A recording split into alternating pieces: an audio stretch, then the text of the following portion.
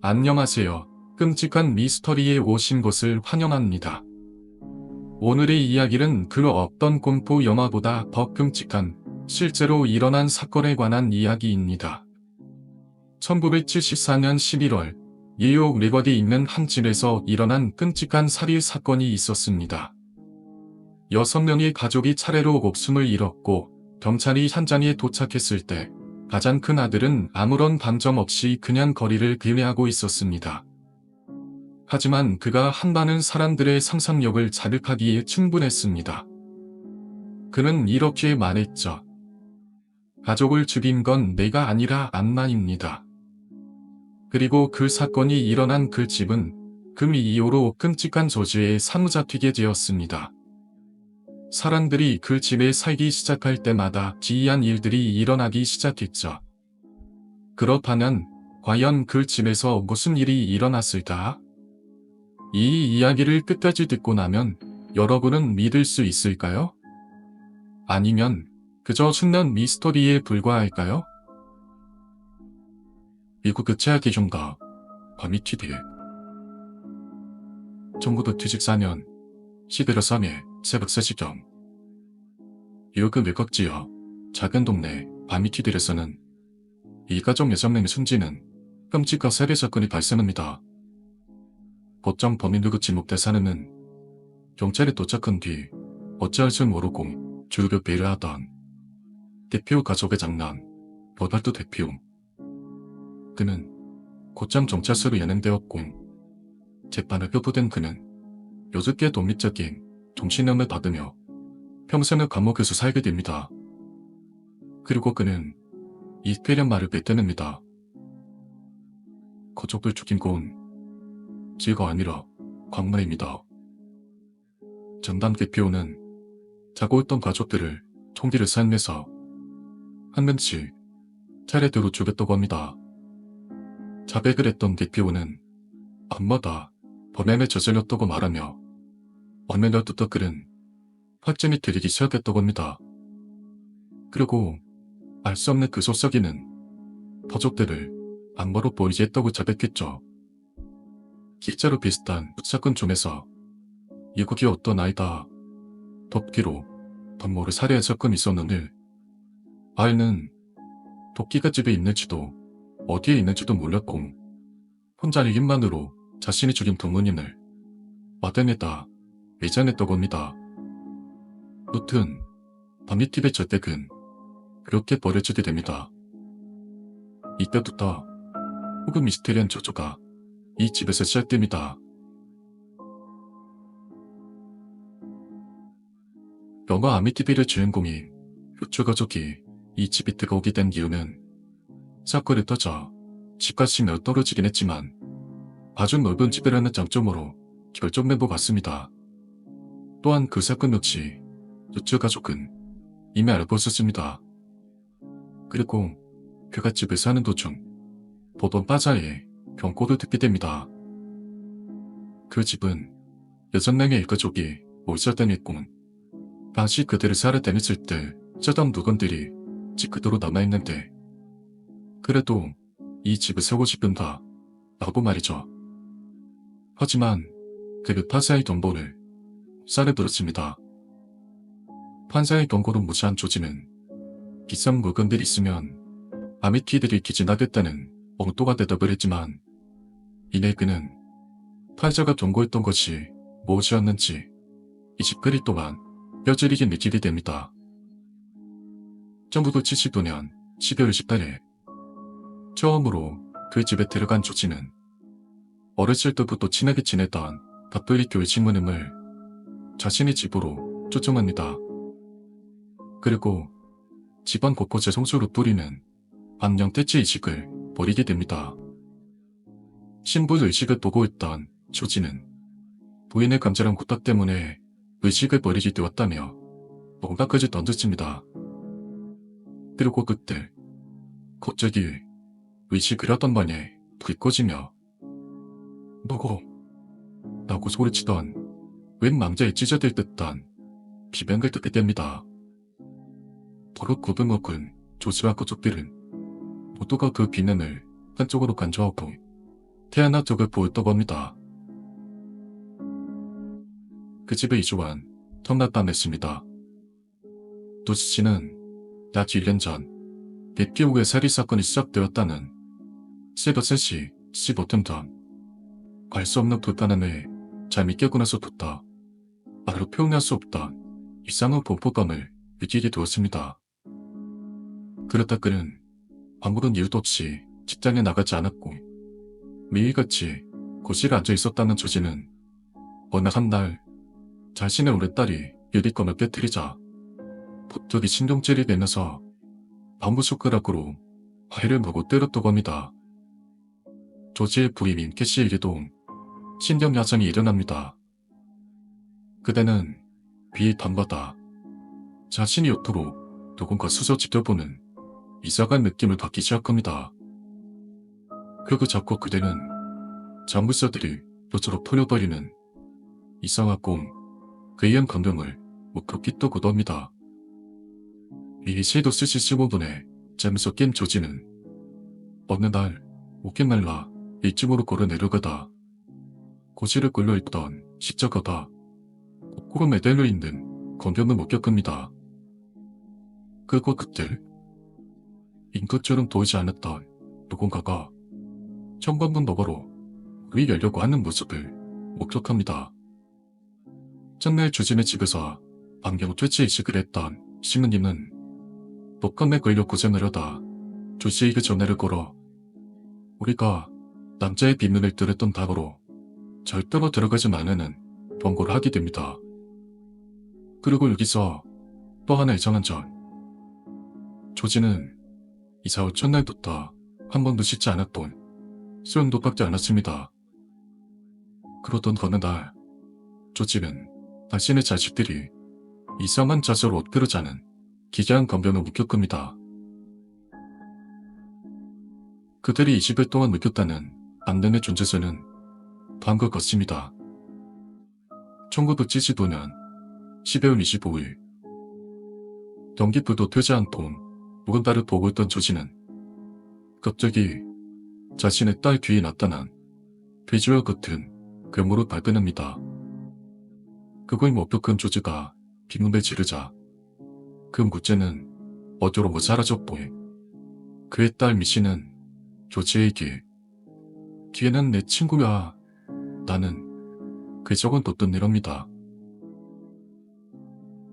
1975년 12월 20일 그달 조지의 부인 키씨는 크리스마스 때문에 가지고 왔던 보로데 설사산이 조선을 움직이는 걸 익히게 되며 장벽을 먹고 고슬로 가던 조지는 설사산에 끌려 넘어진 뒤 자리에 사자의 무림 자국과 같은 상자를 입게 됩니다.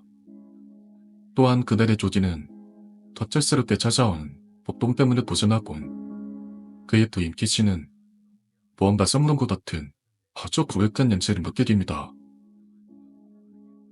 1976년 1월 1일 새벽 1시가 되어 잠자리에 들던 키씨는 갑자기 자신의 방 창문 밖으로 빨간색의 눈알 두 개가 자신을 노려보고 있는 것을 목격합니다. 옆에서 젖은 조지는 부인이 비명을 듣고 창문을 열은 뒤 창문 밖에 찍혀있던 이상한 형상이 발작 엎드려 받아냅니다. 1976년 1월 4일 이날부터 새벽마다 조지는 2층에서 들려오는 이상한 닭소리와 불인들이 곤두 소리를 듣고 직접 확인하려 2층에 내려가지만 아무것도 듣지 못합니다. 아무것도 찾지 못한 조지는 그날부터 2층에 올라갈 때마다 키씨의 침대가 2m 정도 하늘에 떠있다 내려앉는 청식적으로 잊을 수 없는 세상을 발견합니다. 그러다 점점 조지는 투자인 척 표세는 도서 표절 전문가들을 두루대대고 이 전문가들은 지단 구석구석 그 차례는에서 분석하기 시작합니다. 그러다 어떤 아이가 촬영되었고 그 아이는 조지의 아들이 아닌 처음 보는 아이였습니다. 알아본 결과 그 아이는 대표로 인해서 퇴거의 마감을 하였습니다. 1976년 1월 8일 조지의 내재는 귀신을 직접 보고 싶다며 조지의 집에서 하룻밤을 자게 되었고 그날 밤 그는 하루 75분에 미친듯이 비명을 지르며 모든 가족들을 다 깨웁니다. 그 감정을 지도던 조지는 매지아에게 무슨 일이나 물어봤고 어느 꼬마아이가 그를 깨운 뒤 미씨하고 조디를 어디서 찾을 수 있냐고 곧 왔다고 합니다. 그 말을 듣게 된 조지는 자신의 매주가 가족등을 나고 있던 비무치의 이름을 어떻게 알게 된 건지 알 수 없었다고 합니다. 1976년 1월 13일 그날 밤 조지는 컴벅증 갑자기 히키시다 과거듣기 힘든 말로 비맥을 지르는 것을 보게 되었고 당장 비 집에서 나가자며 가족을 데리고 집에서 도박질하다 자동차를 비롯한 집에는 모든 전기가 목동이 되고 가구들이 혼자 움직이는 것을 목격합니다. 그날 밤 조지의 아이들은 버릇의 뒷물을 들어와 고기를 잡아먹으려 한다며 비백을 지려댔고 햇눈으로 담을 보낸 조지의 가족들은 황급히 메꾸리기 시작합니다. 1976년 1월 14일 그날 새벽에 잠이 들었던 아이들이 갑자기 깨어나 또다시 비명을 질러댑니다. 뒷면을 들은 조지는 궤대를 담은 문을 열자마자 이마에 뿔이 있고 무섭게 생긴 악마와 마주치게 됩니다. 조지의 가족은 더 이상 못 견디겠다며 잠옷바람으로 집에서 도망치기 시작했고 다시는 그 집을 들어가지 않았다고 합니다. 조지의 가족을 들어뜯던 그 악령의 정체는 과연 무엇이었을까? 현재 감옥에서 살인 혐의로 동신형을 살고 있는 로베르토 디피로도 혹시 그 집에서 오래전부터 있던 악령이 보여서 살인을 저지르게 된 것 아닐까? 아직도 그 집은 현재까지 뉴욕의 어느 지역에 흉측한 모습의 흉가로 남아있습니다.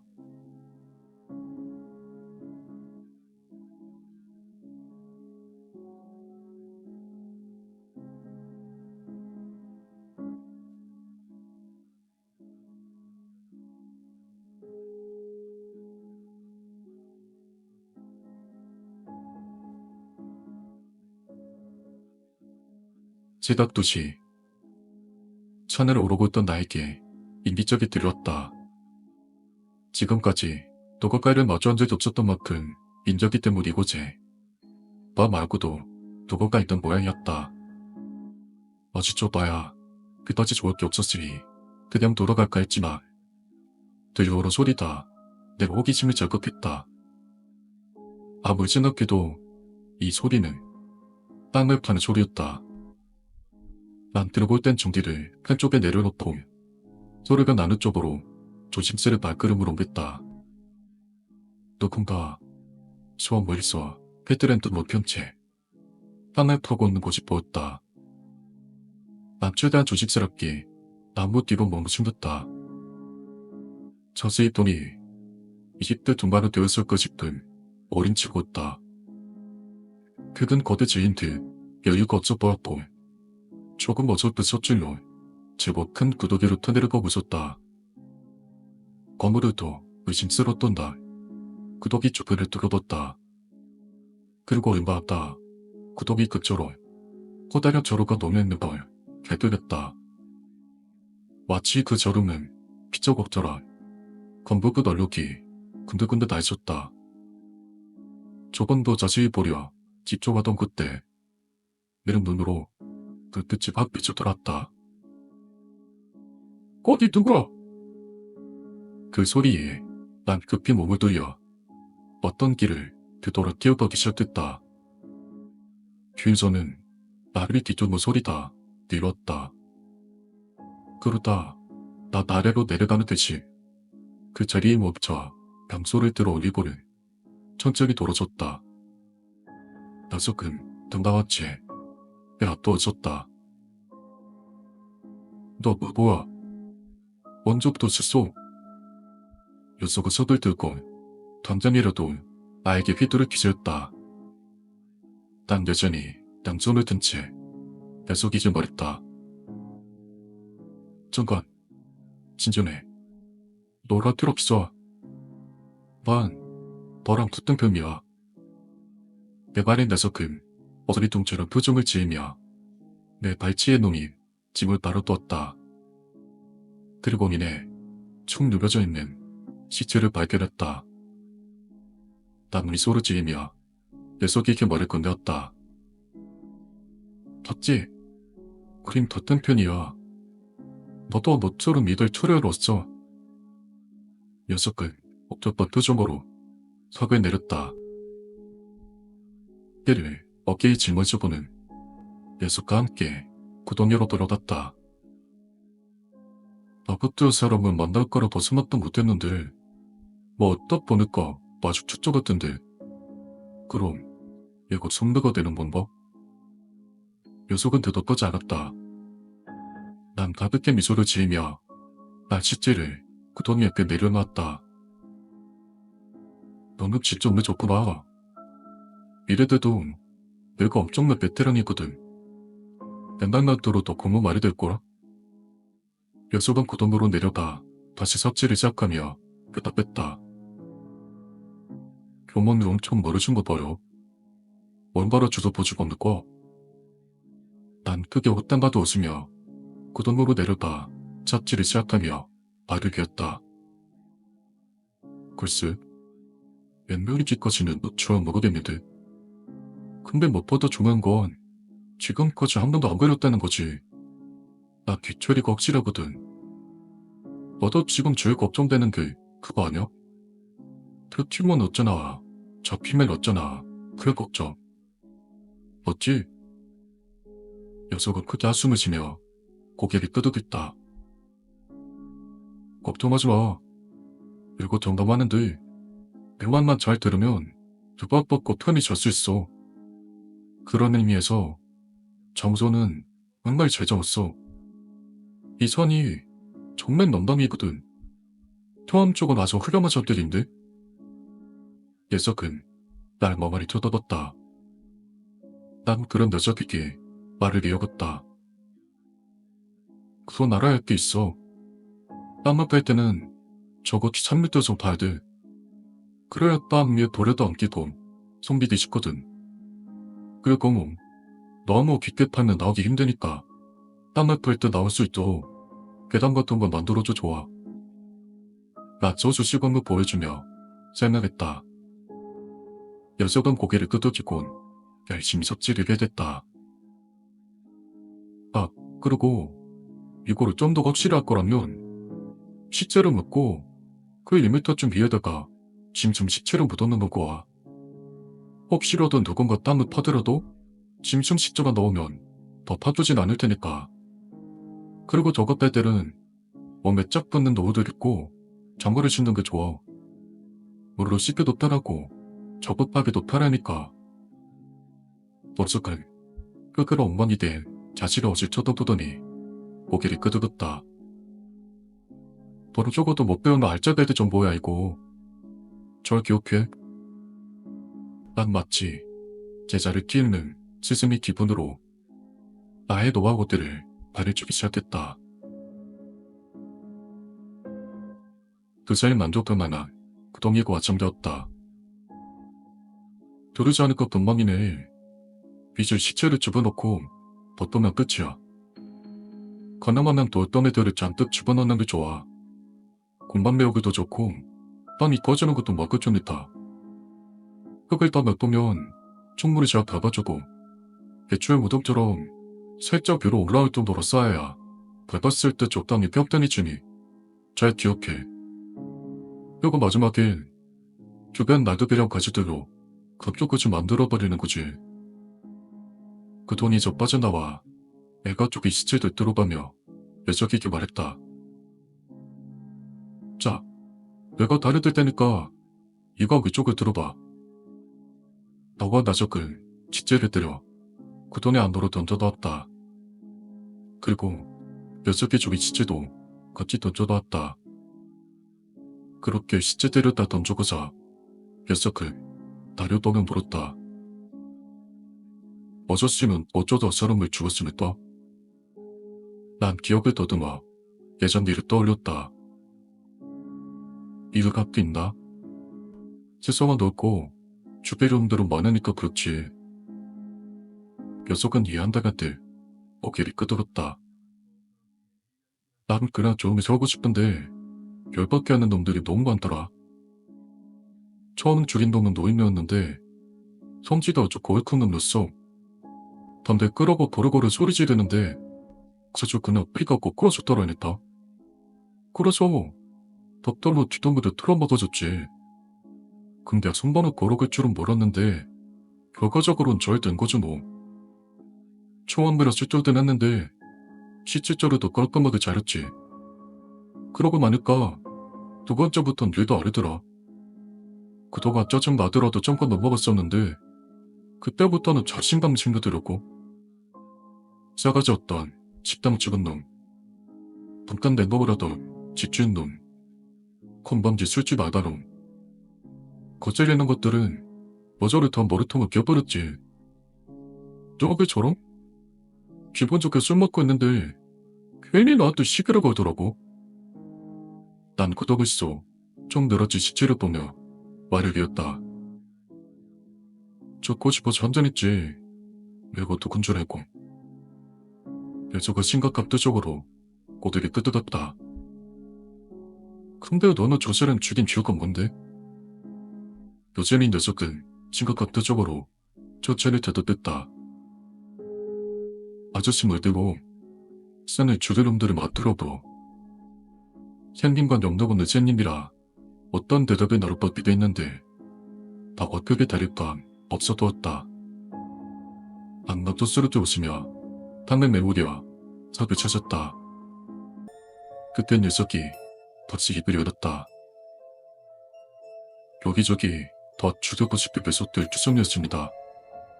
힘으로 악을 덧대서 먹고 사는 놈들, 그저 재미로 약한 사람들 늘어뜨는 놈들, 돈으로 사람 목숨을 가지고 노는 놈들. 그런 놈들 볼 때마다 화가 나서 참을 수가 없더라고요. 그 중에서도 제가 제일 현마하는 게 뭔지 아세요? 녀석의 말에 다삽을 찾는 걸 멈췄다. 그리고 척찬의 고개를 들었다. 덩신같이 사람 목숨을 하찮게 생각하는 쌀거석기들.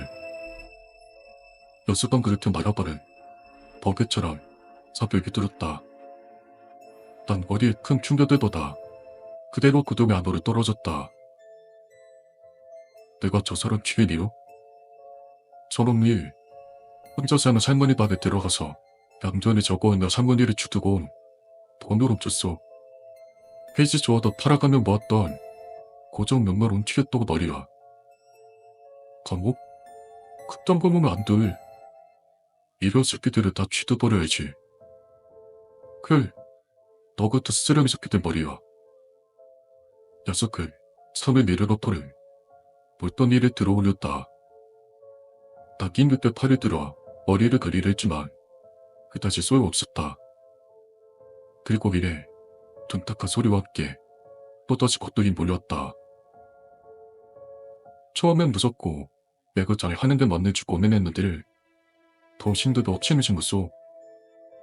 쓰러져 들어오는 더 볼 것 없이 더 치워버려야 돼. 게다가 좋은 말이 되었으니 앞으로도 잘 써먹었을 테소. 그리고 한 가지 확실히 짚고 넘어갈 게 있어. 녀석은 또다시 돌에 들어오리더니 말을 뻗었다. 무슨 일은 나 같은 편 아니야. 남자는 숏발에 앉아 굳은 표정으로 일스를 보고 섰다. 일스에서는 한 남성이 살은 내내를 재내나게 살해하고 도주전이라는 내용이 끓여 나오는 중이었다. 일수와 내내 범인 몽타주고 끼어지자 남자는 엮기 싫은 걸 뱉었다. 나는 그 꼴이었다. 자신의 딸이 돌아가자는 일이며 속이 짙어질 자라. 자신이 예비상이었던 김상혁. 그 청년님이 분명했다. 그는 신나는데 표정이 일그러지고 있던 그때 평강을 두드리는 소리다 내렸다. 남자는 왠지 불안감을 느끼며 조심스레 평난으로 향했다. 누구십니까? 아무런 대답이 돌아오지 않았지만 남자는 주저하지 않고 문을 열었다. 문 밖에는 남자의 예상대로 방금 전까지 TV에 나오고 있던 그 사람이었다. 탄에 고장되었다 생각이 서 있었다. 갈 데가 없어서 왔습니다. 쭉 처져 있는 모습이었다. 남자는 잠시 고민하더니 이내 상혁의 집 안으로 들였다. 남자가 내어주는 차로 위물 덮이 상혁이 남자에게 말했다. 신묵는 바나슛 도저? 남자는 고개를 저어 보일 뿐이었다. 아직 뉴스에서는 상혁의 이야기가 계속 나오고 있었다. 상혁은 그 화면을 보더니 남자에게 다시 물었다. 씨가 잘못한 거라고 생각 것입니까? 이번 나는 남자 역시 입을 다물고 있지 못했다. 아니, 자네가 아니었다면 내가 나서서 전부 치고 있었다. 남자는 슬쩍 고개를 돌려 딸의 엠도 사진을 덩어리 바려두었다. 한 달이 넘었지만 아직도 딸의 죽음은 큰 고통이었다. 실사한 옷입니다. 제가 시장한테 술을 좀 가져다 나누고 있었거든요. 펀난 동네인 것 뻔히 알면서 그동안 정말 많이 후회했습니다. 씨가 그런 술이맛 하지 않았어도 남자일지 차나들 원망하고 싶은 마음이 없는 건 아니었지만 딸의 죽음은 사나의 잘못이 아니라는 것쯤은 잘 알고 있었다. 자네 잘못이 아니야. 급한 일이었고 자네는 위험하니 꼭 택시 타고 오라고 당부했지. 빨리 돈 좀 아끼겠다고 노래한 게 덕음이었지. 뭐 그 탓을 하자는 건 아니고 그날은 자네 잘못이 아니라는 걸 말해주고 싶었네. 장학은 남 손으로 얼굴을 감싼 채 작을 치는 걸 뜻하랬다. 남자가 딸을 잃었던 것만큼 장학도 수성을 잃은 것이 고통스러운 듯했다. 때문에 스스로 원망하는 것을 멈추자 했다. 아니, 제 탓입니다. 그 가방, 건달 새끼들이 눈독 들였던 그 가방이요. 그것도 제가 선물한 거였습니다. 커서 싸구려 가방만 들고 다니길래 제가 사준 거죠. 아까워서 쓴다는 거 제가 억지로 얻어서 어디가든 내고 다니도록 했거든요. 허물에는 나쁜 기억에 남자는 머리가 지끈해지면 느끼고는 눈매 감았다. 건난 동네로는 미습했던 건달무리. 그 5명의 건달은 흑암하게 사람들을 괴롭히며 가게에서 푼돈이 넘치는 하진한 인간들이었다. 하지만 그들은 무슨 바람이 불었는지 몇 번 가방을 메고 가는 남자의 딸을 수독했다. 그저 가방만 주고 또 멈춰줬다면 찌는 일을 멈췄겠지만 다시는 약혼자가 준 거단 그리고 주녀가 서로도 빼앗기지 않으려 쪼그림을 다해 웃다. 오작 거동가나 뺏겠다고 해. 그 어린 여자를 때리고 발길 찌려던 건달들은 주변에 쏘라저로 짖자 마음이 또 뺐는지 칼을 꺼내 마구잡이로 딸을 찌르고는 도방을 빼져 달아났다. 남들의 수시를 뚫고 나급히 찾아가 팔이 찢지는 어주했다. 참목할 정도로 멍만을 늘었다. 그때 얼마나 초절하게 그 밤을 지키려 했는지 너무도 잘 알 수 있었다. 다시 한번 슬픔이 몰아치웠지만 남자는 또 못 가는 대신 감정을 잘 추스르고 탄력을 미루었다. 그것도 자네 잘못이 아니야. 나쁜 건 그 군대 새끼들이지. 그래, 피해준다면 그런 대로 원망해야지. 이 버그처럼 새끼들. 분도가 더득한 남자의 말에 상냥 놓치 손을 내리고서 서슬 떠는 눈을 떴다. 맞아요, 그 쓰레기 새끼들. 지금 생각하면 경찰이 그놈들은 놓친 뒤 정말 다행입니다. 제가 일일이 다 찾아가서 조곤조곤 다 찢어 놓을 수 있었으니까. 아까워내 전의 딸은 성득한 목소리였지만 반대하는 두려움보다는 희열에 가까운 간증을 느꼈다. 복수가 판의 영웅을 달래줄 수 있을지는 알 수 없지만 적어도 자신의 마음은 발려두고 있음이 확실했다. 그래. 오늘 수정률의 초등 꾸러미들을 어떻게 처리한다. 처음으로 살내기 얼굴에 미소가 서렸다. 먼저 도움을 주었습니다. 꼭꼭 숨어있는 거 고승고생을 쫓아다녔습니다. 그럼 숨어있는 지하 담배방에 쳐들어가서 아치로 머리통을 다 부숴버렸습니다. 한 놈은 그 자리에서 죽었고 다른 한 놈은 달심이 숨만 돋아 있었습니다. 다른 놈들 어디에 있는지 말해주면 살려주겠다 했더니 그저 보더라고요. 당연히 살려주질 않았습니다. 반치를 목구멍 안으로 받아 넣어서 관전에 돌아버렸죠. 근데 그러고 나니까 조금 효과가 되더라고. 이놈들을 이렇게 편하게 벌려주면 안 되겠다 싶었던 거죠. 그래서 다음 드럼은 최대한 고통스를 계획을 했습니다. 먼저 그들을 기절시키고서 그 잘 꽁꽁 묶고 공부를 시작했습니다. 손도 뻗고 뼈 부러뜨리고 혀를 인도로 지지고 물꽃을 썰어버리고 이범들이 시즈메한테 준 고통 100만 배, 1000만 배로 걷다 주겠다고 자신있게 말했고 실제로 그렇게 해줬습니다. 끔찍한 이야기였다. 하지만 남자는 만족스러웠다. 만약 상하게 나서지 않았다면 자신이 직접 그놈들을 찾아다녔을지도 모른다. 그리고 만약에 놈들이 눈앞에 있었다면 남자 역시 그놈들을 잔인하게 죽일 수 있게 군면했다. 그래, 잘했어. 이 머리 뭐겠지는 잘 모르겠지만 잘했다고 말해주고 싶어. 누구도 자네를 탓듣지 않을 걸세.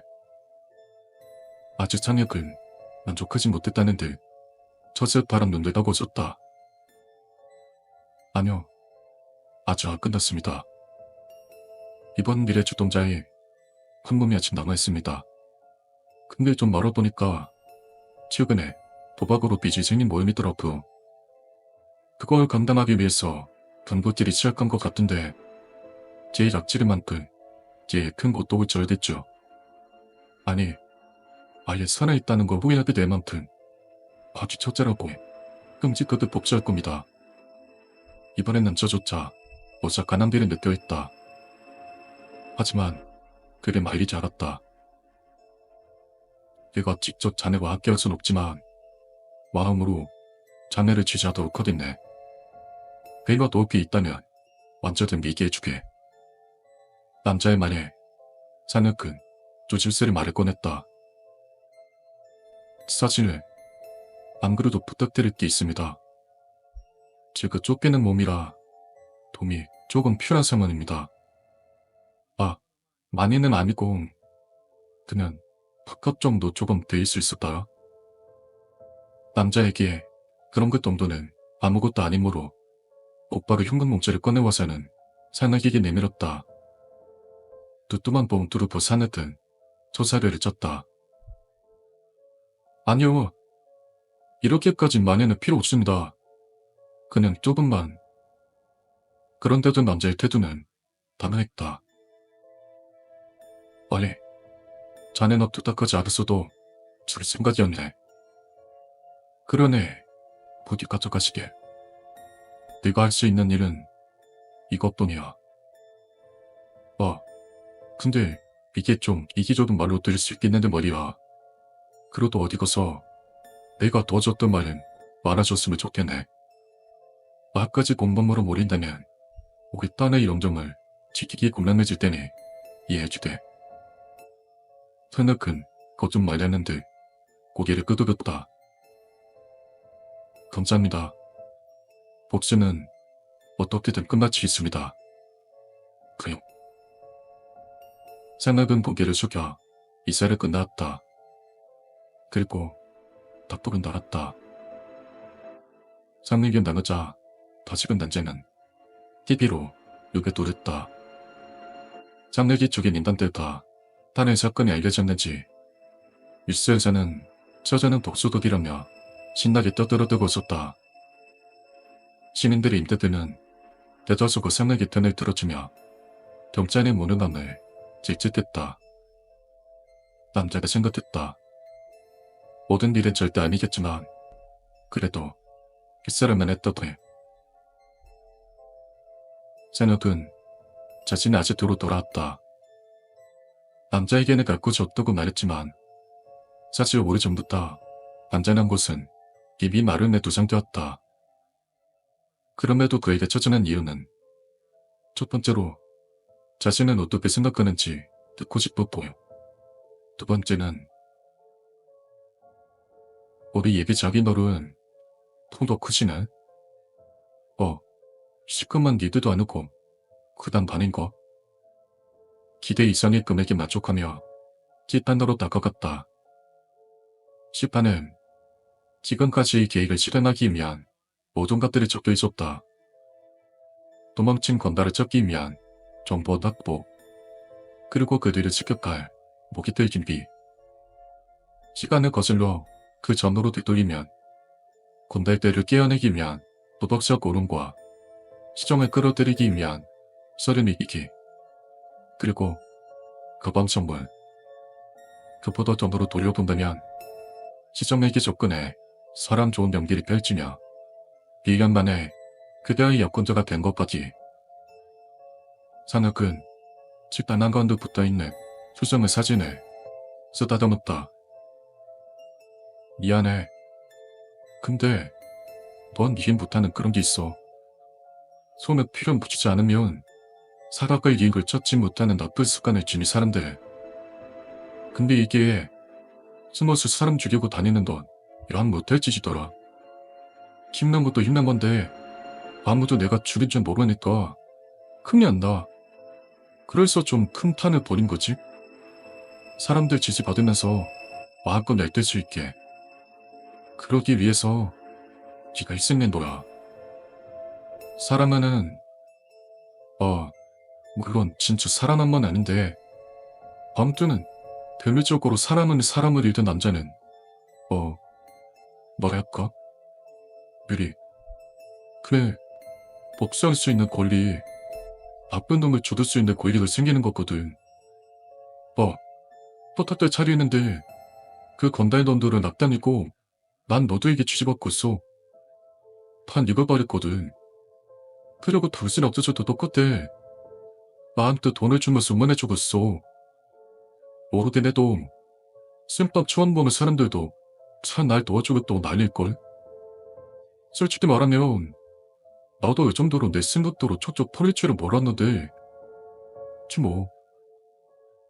향약그 사질에서 눈을 떼고는 찔단나무 판줄에 묶여있는 사내를 바라두었다. 분명 마지막 나는 건드렸다. 그리고 저런까지 천천히 봐주고 놀다가 죽이고 정의롭고 다루한 얼굴로 저수해야지. 마침내 조건 애임에 복수를 맞추고 개조 앞에 나선 남자. 좀 궁금해지네. 사람들은 날 보면서 뭐라고 할까?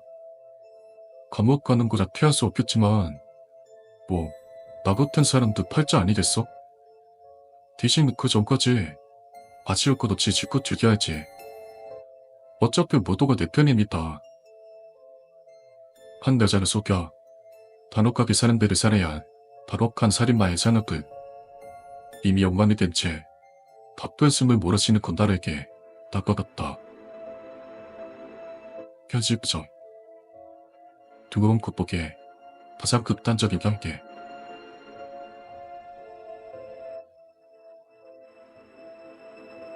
열심히 섭지를 하고 있던 난 주머니에서 울리는 벨소리 때문에 주변의 눈치를 살폈다. 일하다 말고 전화를 받게 벌써 여러 번. 어찌 이러던 사람들은 이제 나에게 복골 쪽으로 눈총을 보내고 있었다. 아들은 아내 대신 혼자 만도동으로 아이를 키우는 데 입장을 알다 보니 다들 어느 정도 배려해 주었지만 아무래도 오늘은 정복을 심했던 모양이다. 그렇다고 집에 혼자 있는 어린 아들 전화를 받지 않을 수도 없어 양신 죄송하다 말하며 현장을 도살았다. 여보세요? 아빠, 빨리 오면 안 돼? 형이 더 이상해. 배고픈 거다. 아들의 목소리에 나타짐을 씌웠다. 아들, 아빠가 얘기했지. 귀차를 끌어봄. 그러니까 아무런 걱정하지 말고 시식하게 있어. 하지만 전화기 너머에선 다시금 아들의 울먹거리는 목소리가 들렸다. 형이 방 안에서 막 덮덮어대고 소리 지르고 이상해.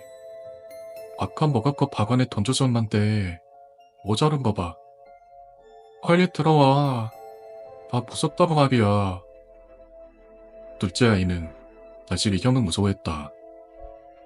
방에서 나오지 못하도록 잘 잠궈놓고 있긴 했지만 아무래도 존재 자체가 아들에게 공포심을 준 모양이다. 무서워하는 아들을 위해서 가능하면 이 집 들어가고 싶지만 막상 돈을 벌기 위해서는 대다수의 시간을 나와서 일을 해야 했다. 그러다 보니 아들은 대다수의 시간을 형과 함께 집에 있어야 했다. 아들에게 미안하고 알쓰러운 감정이 들었지만 오늘 아들의 태도는 조금 심한 듯 했다. 아빠가 오늘만 벌써 몇 번이나 얘기했지. 네가 무서워할 건덕지는 아무것도 없어. 그러니까 이상한 상상하지 말고 얌전히 있어. 알았지? 최대한 일 빨리 끝내놓고 들어갈 테니까. 약속할게. 전화가 올 때마다 했던 말을 다시 한번 말해주며 아들을 달려왔다. 이제 한 번만 더 전화가 걸려온다면 크게 한 소리를 빚 뻔했다. 멀리서 날 노려보는 동료들의 눈길이 느껴졌다. 아니야 아빠. 형이 진짜 이상하다니까. 나 진짜 무섭단 말이야. 지금 더고 아줌마 안 돼? 형과 똑같은 아들의 말에 나 탓하고 따지기 이뤘다. 투제법 같은 분노를 억누르면 말했다. 잘 들어. 네가 형을 무서워하는 건 충분히 이해하고 있어. 그동안 집에서 fam이같이 형이랑 같이 있는 게 고통스럽고 힘든 일이었단 것도 다 알아. 확실히 테러와 생일만 도네. 그런데 말이야. 난 말을 멈추고 격한된 논쟁을 가지며 억누렸다. 그리고 떨리는 목소리로 말을 맞췄다. 네가 그토록 무서워하는 형은 이미 죽었어. 알아들어? 시절 없다고. 그 집에 너 혼자 없더냐. 이해하겠어? 대체 몇 번이나 말해줘야 돼.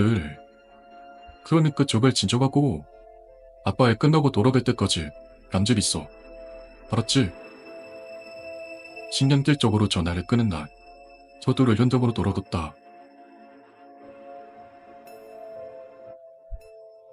따끈한 도우지를 손에 들고 평가를 들으더니 집안은 아무런 소리도 없이 조용했다. 아들에게 화를 낸 게 대신 미안해서 아들이 좋아하는 치킨을 사다 주고 지금 막 들어오를 참이다. 봉지를 주방에 내려놓고 아들 방으로 향했다. 아들은 침대에 웅크리고 누워 잠을 자고 있었다. 한참을 울다가 잠들었는지 베개는 촉촉하게 젖어 있었다.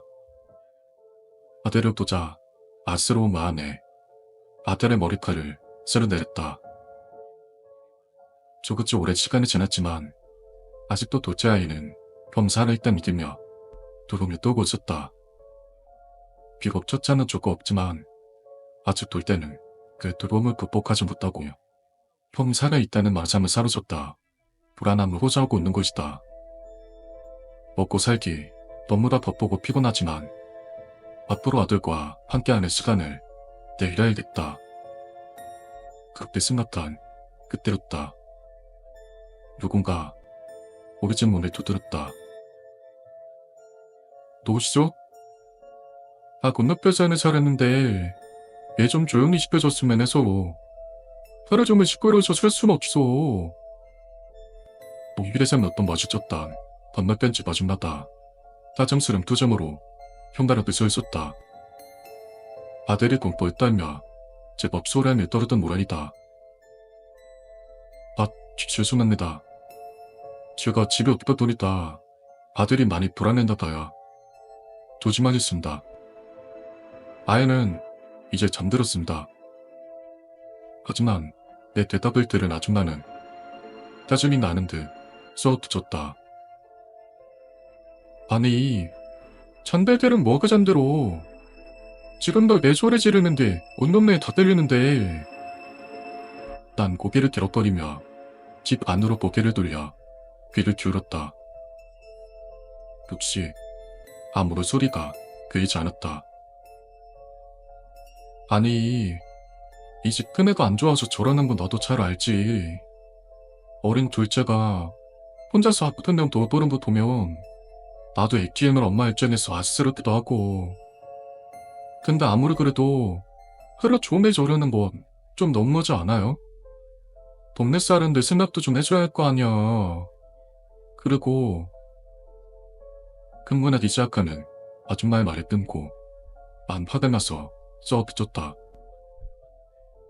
지금 도대체 무슨 말씀하시는 겁니까? 저희 집 첫째 죽은 지 오래입니다. 그런데 소리를 지르다니요. 지금도 아무 소리 안 들리잖아요. 안 그래도 둘째가 계속 콧소리에서 힘든데 아줌마까지 이상한 소리 하십니까? 아줌마는 말문이 막힌 듯 멍한 표정으로 지방간 내 얼굴만 멍그라 보고 있었다. 제가 비록 못난 놈이지만 이런 식으로 사람 가족을 먹는 거 아닙니다. 예? 아줌마 면전에 대고 빈댄잎과 모르쇠를 다진 날 씩씩거리며 배 땀으로 들어왔다. 씻을 기분도 아니었기 때문에 바로 침대에 누워 자는 법을 삭혔다. 자꾸 아들이 형이 살아있는 것처럼 말하는 것만 해도 엄청난 스트레스인데 이제는 동네 사람들까지 이상한 소리를 짓거렸다. 짜증이 막 몰려왔지만 신경질적으로 머리를 흔들어 화를 벌였다.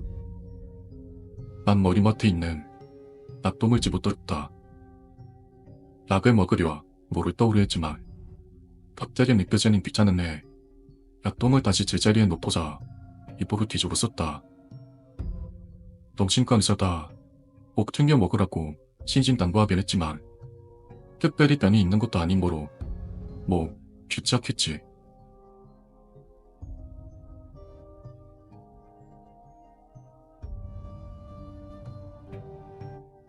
상년 전 일이었다. 내 기억의 그날은 비가 중축쯤이었던. 난 아침 4시쯤 일어나서 운동하러 체육관을 향했다. 근데 그날은 이상하게 난지 기토에 나빴다. 바람이 울기도 전 바라진 눈이 떠졌는데 알 수 없는 기분이 들며 말로 표현하기 힘든 묵혀가는 느껴졌다.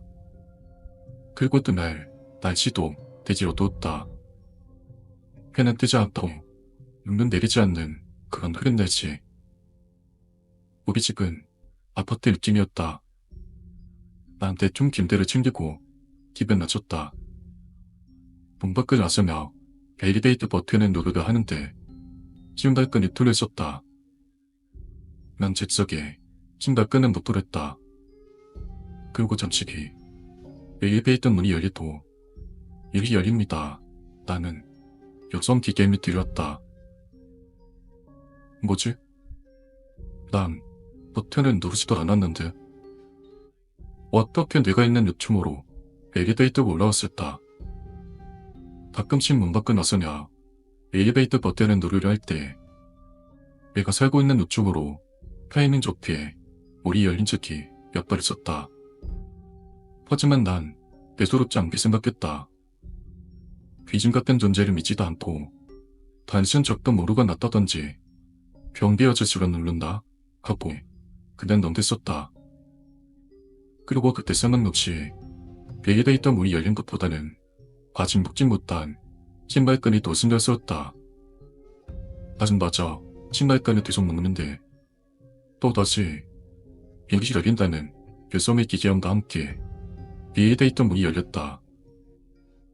그 방은 뭔가 이상하고 닭살이 돋아났다.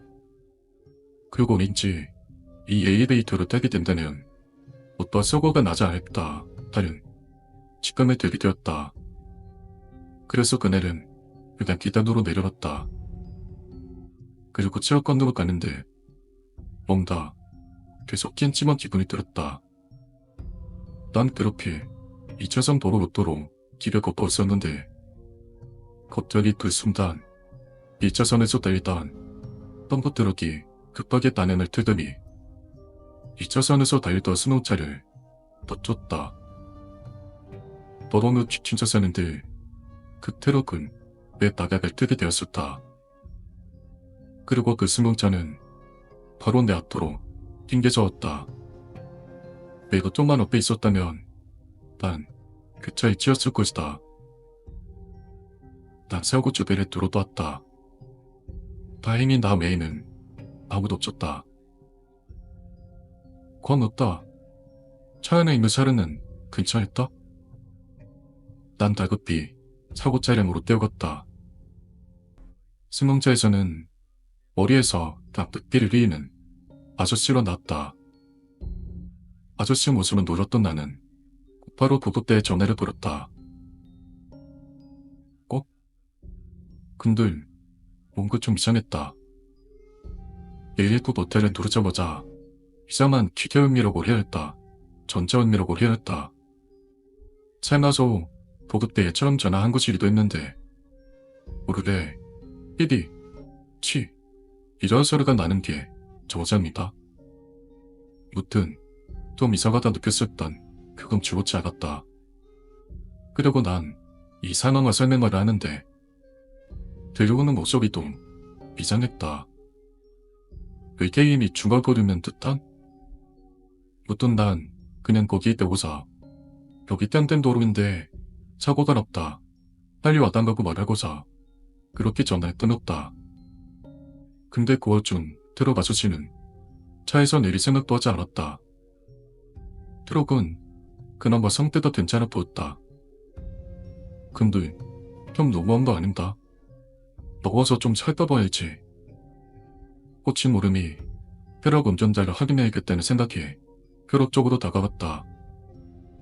트럭의 문은 잠겨있다. 안에서 뭘 하는지 높아서 보이지도 않았다. 난 구급대가 오기 전까지 승용차 아저씨를 쇠끄주었다. 그러다 경찰과 구급대가 와서 그틀싸야 트럭 아저씨가 내려왔는데 근데 어떠한 말도 하지 않다고 아무런 자음도 없이 그냥 호공을 의지했다. 그때 난 좀 무서운 감정을 느끼게 되었다. 그렇게 경찰 아저씨한테 내가 본 걸 말하고서 체육관으로 향했다. 그러다 문득 길을 걷다 보니까 이걸 생각이 들었다. 트럭 운전자는 충격으로 인해 브레이크를 제대로 밟지 못했는지 트럭은 횡단보도에서 멈추었다. 그리고 만약 조금 전 그 엘리베이터를 타고 내려왔으면 시가선 난 횡단보도를 건너고지 않았을까. 그랬다면 난 어떻게 되었을까. 이가 생각이 들었다. 또다시 소름이 올라왔다. 그렇게 그날은 정말 기분 나쁜 하루였다.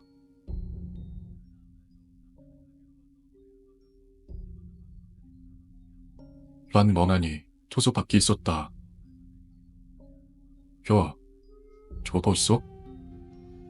그리고 그때 토조 안에 있던 김병대님 목소리가 들려왔다. 아닙니다. 김병장은 작게 혀를 차고는 말이 되었다.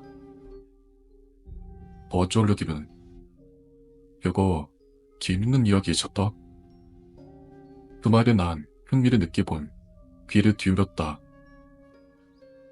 옛날에 여기 표준봉 소초에서 있었던 일이야. 돈이 들여보니 꽤나 뒤그 난 군대의 괴담을 들려준 모양이다. 시시할 뻔했지만 딱히 할 것도 없었기 때문에 한번 들어보기로 했다.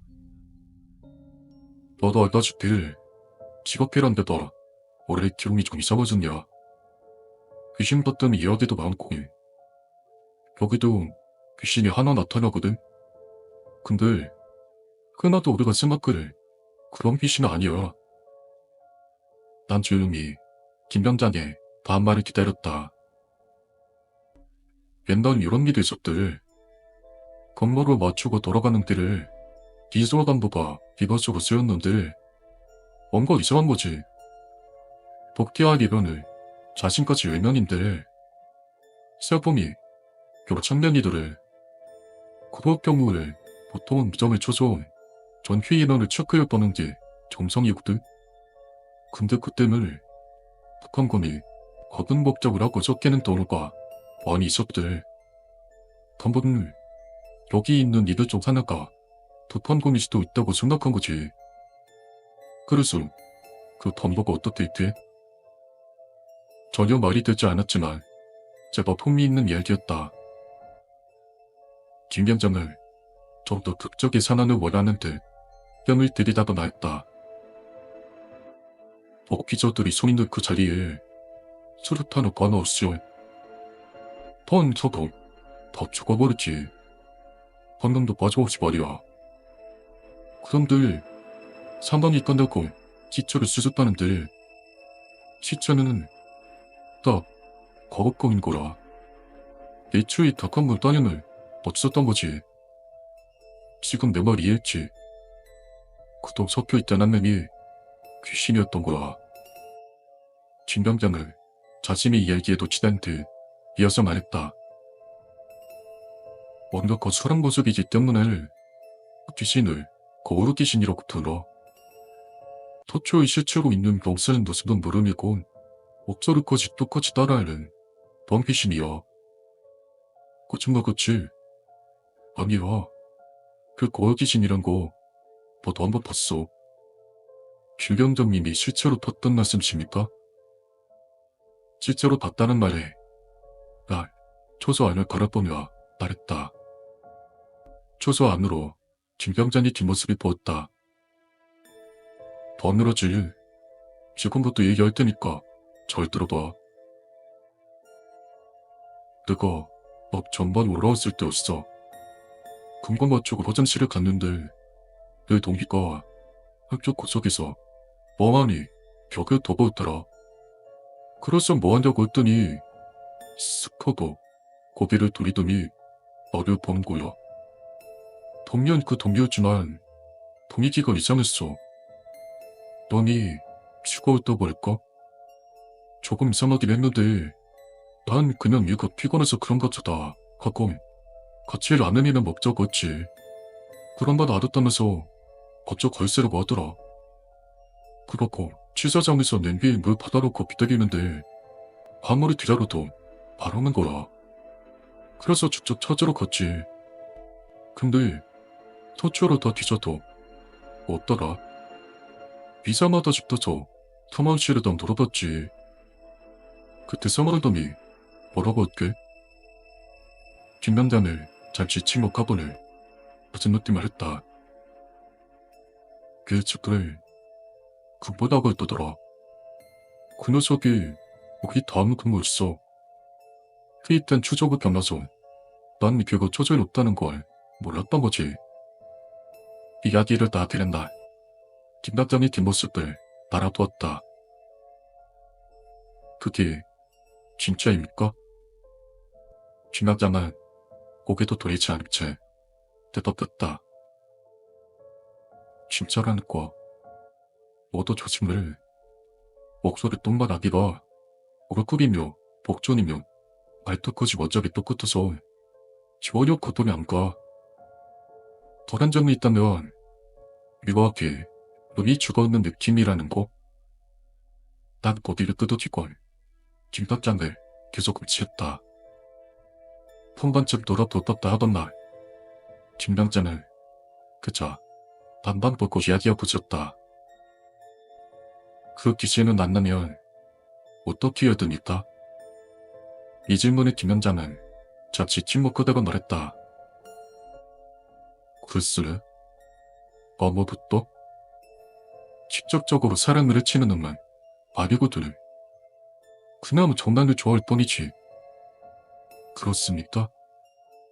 뭐, 그럴걸? 김병태는 그렇게 말하며 천천히 몸을 돌렸다.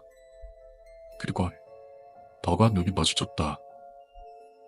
근데 김병장의 눈이 어색했다. 초점 없이 흐름엄떠나 은 죽었는 눈이었다. 그 모습을 보니 나도 모르게 오줌 나왔다.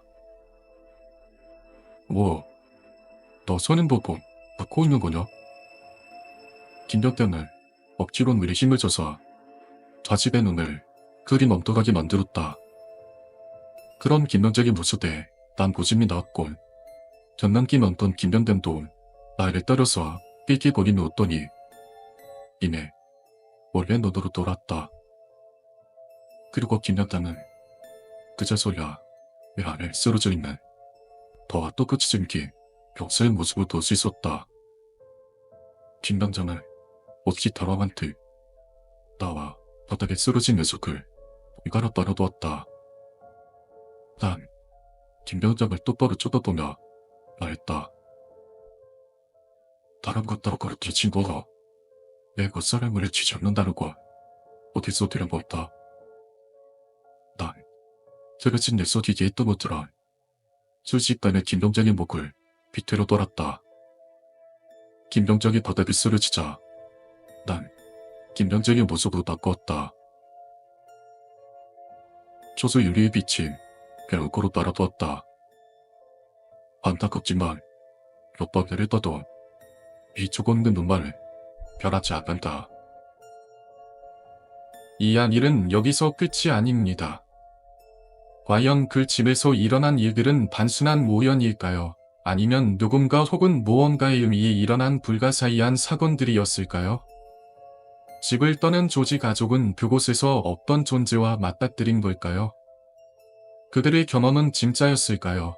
아니면 마음속 깊은 곳에서 만들어낸 환상일까요? 여러분은 이 이야기를 어떻게 해석하시겠습니까? 혹시 그 악령의 존재가 과거의 살인 사건과 어떤 관계가 있을지도 모르죠. 아직도 그 집은 남아 있습니다. 지금도 그곳에서 무엇인가를 느낄 수 있을까요? 여러분의 생각을 댓글로 남겨주세요. 좋아요와 구독, 그리고 친구들과 이 영상을 공유하는 것도 잊지 마세요. 여러분의 의견이 궁금합니다. 저는 끔찍한 미스터리였습니다. 그럼 다음에 또 만나요.